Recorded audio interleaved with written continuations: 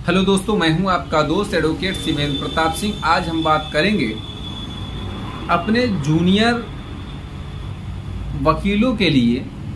छोटा सा टिप्स है मेरे द्वारा, और वो टिप्स इसलिए है क्योंकि अक्सर लोगों में ये बात आती है कि भाई मैं इस केस को कैसे लड़ूं और इस केस को मैं कैसे जीतूं, इस केस को मैं कैसे रेगुलर तरीके से मेंटेन करूं या इसमें कैसे मैं बहस करूं। इन सब बातों का डिस्कशन मैं करने वाला हूं। सबसे पहले तो आपको मैं बता दूं, मेरा जो पहला केस था, मुझे दहेज का एक मुकदमा मिला था और उस दहेज के केस में 12 लोगों का नाम दर्ज था।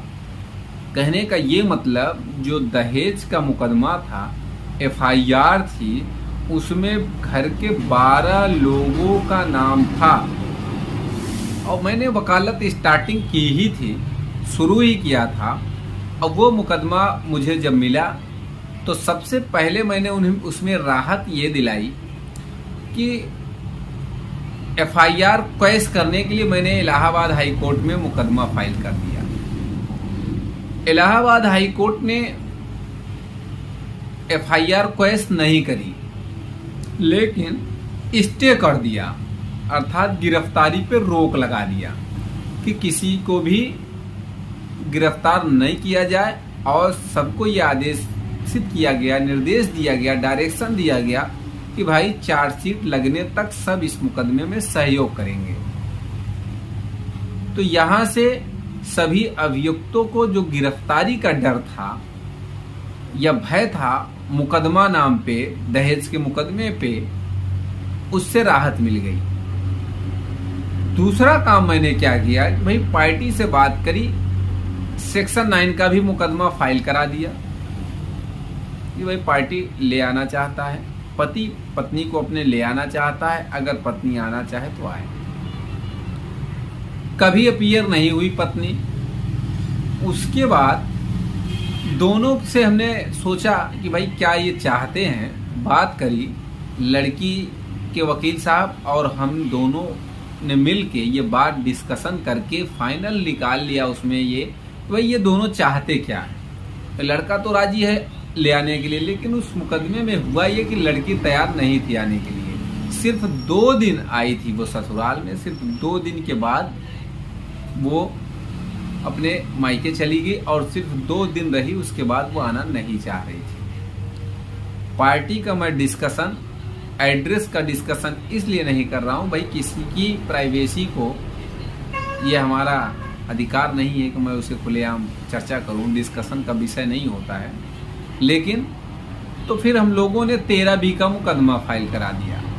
हिंदू मैरिज एक्ट 1955 के धारा 13B, दोनों पक्ष हाजिर हुए। उसमें बकायदा हमने लिखा पढ़ा दिया कि भाई इतने में, यस, उस मैटर को हम लोगों ने 3.5 लाख में डिसीजन लिया। लड़की के भाई ने कहा कि मैं 3.5 लाख से नीचे में बात नहीं करूंगा, जबकि शादी में सिर्फ 1 लाख रुपए दिया गया था। शादी में 1 लाख दिया गया था, लेकिन वो अपना खर्चा, दुनिया भर की चीजें, हालांकि कोर्ट में केस चलता तो वो साबित नहीं होता, डिस्कशन होता, दुनिया भर की बात होती। मेरी नई नई वकालत थी, मुझे भी इस केस को तुरंत खत्म करना था, कितना जल्दी आगे बढ़ाना था इस केस को कि भाई रिस्पॉन्स लगे पार्टी को कि वकील साहब ने अच्छा काम किया।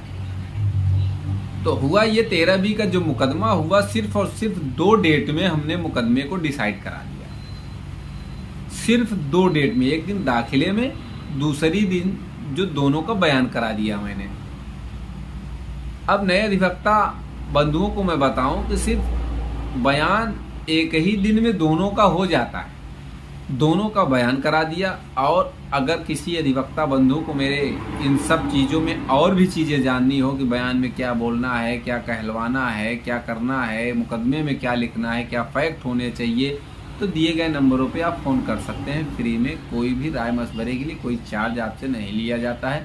चाहे वो कोई वकील, जूनियर वकील हो, या कोई पार्टी भी बात कर सकता है, डिस्कशन कर सकता है। किसी भी समस्या में अगर पड़ा हुआ है तो आपको बताएं, किसी भी प्रकार की कोई दिक्कत दहेज के मुकदमे में नहीं होती, किसी को भी नहीं होती। चलिए बताते हैं फिर उस मुकदमे में हुआ क्या।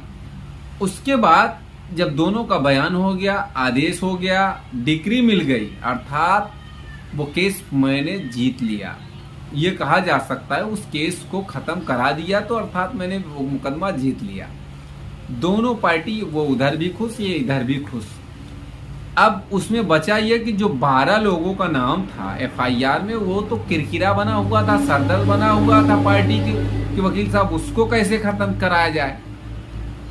अब उस मुकदमे को खत्म कराने का एक जरिया और एक तरीका मैंने क्या निकाला, सीधे मैंने पति से एक एप्लीकेशन दिलवाया एसएसपी के यहाँ जाके, हाजिर करा के कि साहब इसमें देख लीजिए, ये ऑर्डर है कोर्ट का, जो फैमिली कोर्ट का आदेश था तलाक का, वो आदेश मैंने लगा दिया उसमें कि फला फला दिन तारीख को ये आदेश जारी हो गया है, ये डिक्री की कॉपी है, सब डिक्री और आदेश की दोनों की कॉपी मैंने लगा दिया कि अब दोनों के बीच में कोई भी बात नहीं रह गई है, ये दोनों आपस में तलाक ले लिए हैं, इनके बीच किसी प्रकार का मुकदमा नहीं चाहते हैं एक दूसरे के साथ, तो इसमें चार्जशीट न भेज के फाइनल रिपोर्ट लगा दी जानी चाहिए थाने से, और ये इस मुकदमे को क्लोज कर देना चाहिए। तो एसएसपी महोदय ने आदेश कर दिया है कि भाई इसमें जो भी हो जांच पड़ताल के, ये आदेश के अकॉर्डिंग इसमें फाइनल रिपोर्ट लगानी चाहिए या नहीं चाहिए, ये आयोग को आदेश दे दिया कि देख लो इसको, जैसा भी हो रिपोर्ट प्रेषित करो। तो उस आदेश की कॉपी चली गई थाने पे, और थाने पे भी देखा गया, समझा गया, क्योंकि हमने सर्टिफाई कॉपी दिया था और फोटो कॉपी नहीं, सर्टिफाई कॉपी आदेश की और डिक्री की दोनों दे दिया था। तो उस मुकदमे में, उस 498 वाले अर्थात दहेज वाले मुकदमे में चार्जशीट ना लग के फाइनल रिपोर्ट लग गई। तो ना किसी की बेल करानी पड़ी हमें, ना किसी की जमानत करानी पड़ी, ना एक भी डेट दहेज के मुकदमे में चला, केस हो गया खत्म। और आपको मजेदार मैं बात बताऊं, इस केस को खत्म कराने के बाद जो पति पक्ष था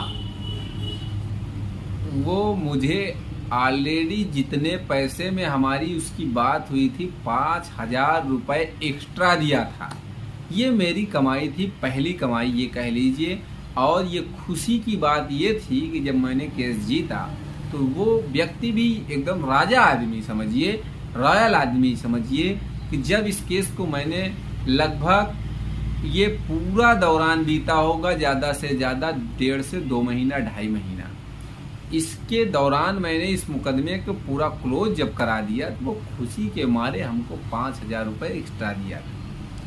इस तरह से जूनियर लॉयर्स को भी काम करना चाहिए। अगर किसी भी प्रकार की कोई अड़चन आ रही, कोई दिक्कत आ रही है, किसी लॉ के बारे में नहीं जानकारी है, किसी भी समस्या का समाधान वो नहीं निकाल पा रहे हैं, क्लाइंट्स के साथ कैसे डीलिंग करनी चाहिए, इन सब बातों का अगर किसी भी प्रकार की कोई समस्या का समाधान चाहिए या डिस्कशन करना है तो दिए गए नंबर पे फ़ोन कर सकते हैं। उम्मीद करता हूँ, आशा करता हूँ आज की जानकारी आपको पसंद आई होगी। अगर जानकारी पसंद आई तो वीडियो को लाइक करिए, शेयर करिए। यूट्यूब चैनल HP 72 कानून प्रयागराज को जरूर सब्सक्राइब